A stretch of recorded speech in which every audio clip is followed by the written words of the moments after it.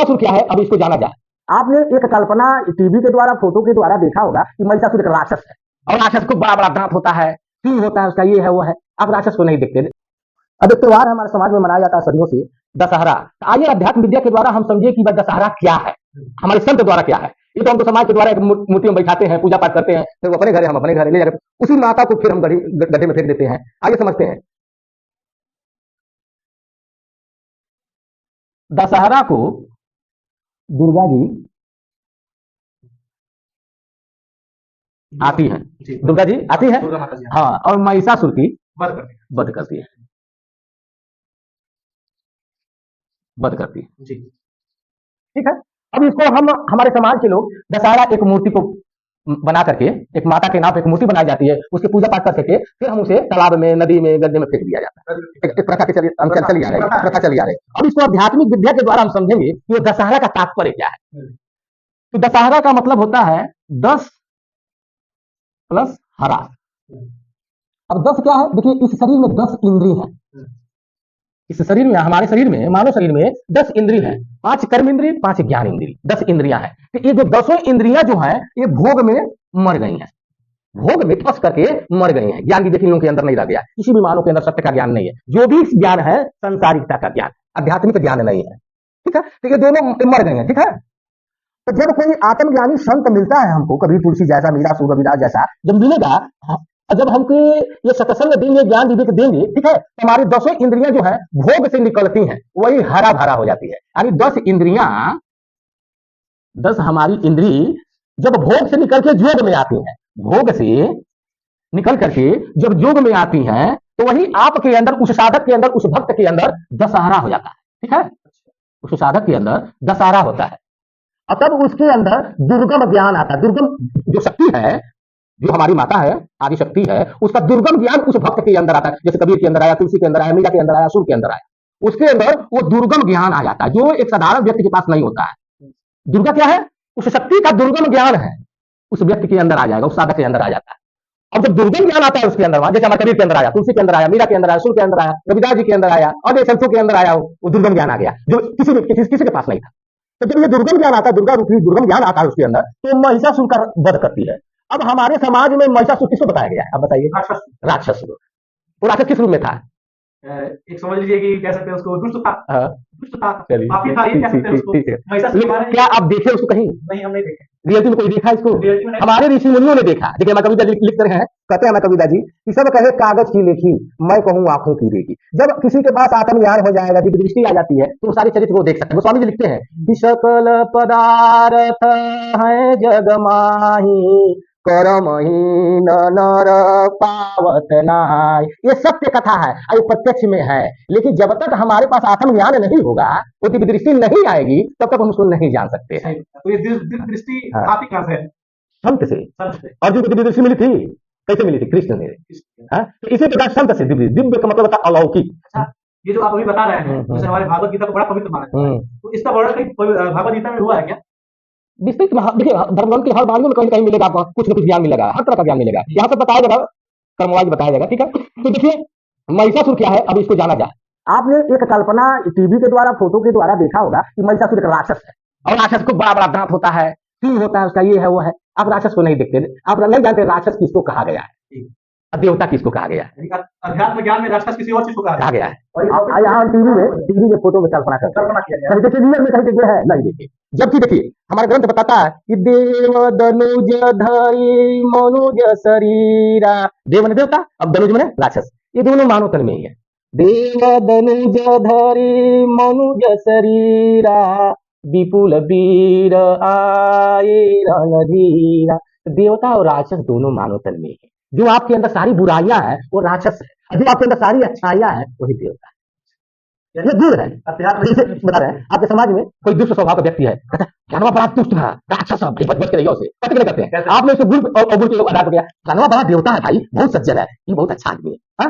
आप गुण के आधार पर देवता और राक्षस की तुलना कर दीजिए, तो गुण है आपके अंदर, जो आपकी सारी बुराइयां है वही राक्षस है, और जो आपकी सारी अच्छाइयां वो देवता है। तो बुराइयों को खत्म करना है। ठीक है, तो अब महिषासुर क्या है, हमारे धर्म ग्रंथ बताता है तो गोस्वामी तुलसीदास जी बताए महिषासुर के बारे में हमारे रामचरितमानस में। देखिए, महामोह मोहि शेष विशाला, जो इस माया जगत में आकर के हम लोग इस संसार से जो महामोह हो गया है, यही महिषासुर राक्षस है।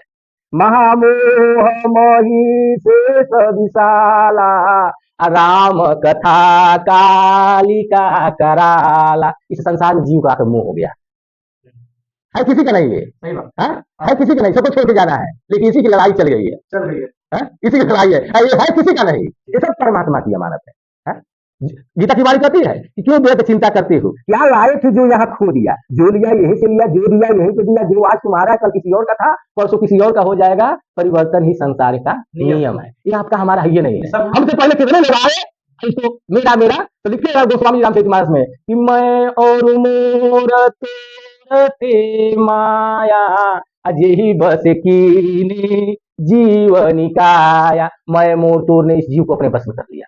गोचर जहाँ लगी मन जाई, तो सब माया जानहु भाई। इस इंद्रियों के अधीन होकर के, हमारे अंदर 10 इंद्रियां हैं, इस इंद्रियों के अधीन होकर के मन जहाँ हमारा जा रहा, सब माया, सब माया। इसी में हम लोग उलझ गए।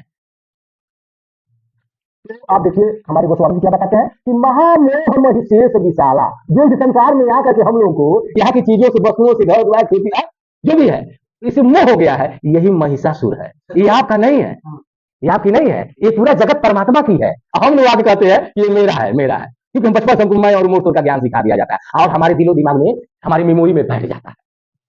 यह है नहीं किसी का, सब उसका है, जो हवा चला रहा है, सूर्य को प्रकाश दे रहा है, सब कुछ दे रहा है, सब पालन को, ये आपके शरीर कहने के लिए है। न आप अपनी मर्जी से सांस लेते हैं, न अपनी मर्जी से ताक रहे हैं, न मर्जी से आप सोते हैं।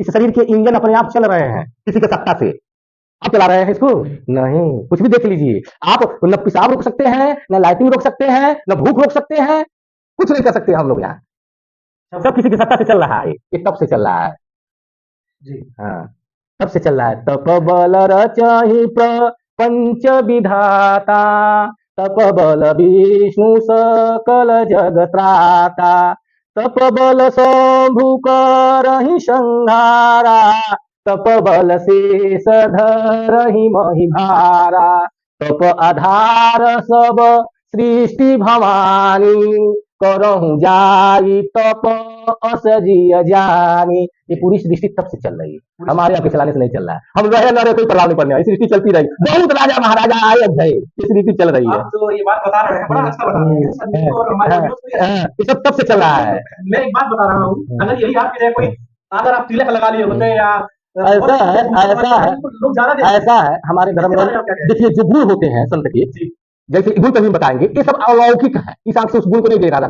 किसी हमारे कबीरदास जी हैं, तो कबीरदास जी हमारे बहुत बड़े संत थे, इनसे बड़ा संत हुआ ही नहीं, लेकिन कोई वेशभूषा नहीं था उनके पास।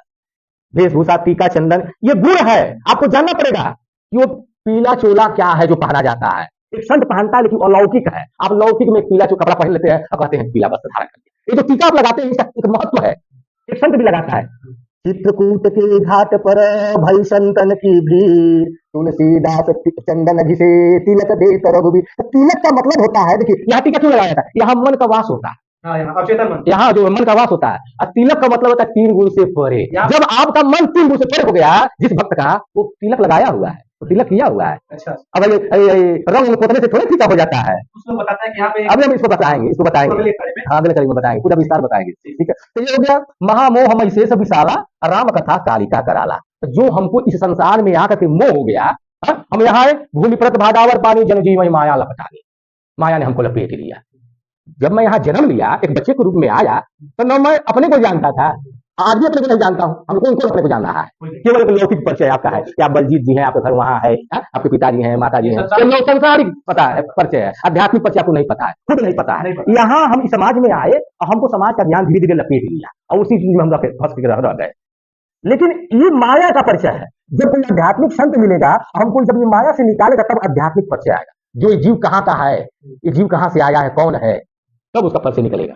तो आपने देखा कि महामोह में शेष विशाला राम कथा कालिका, ठीक है।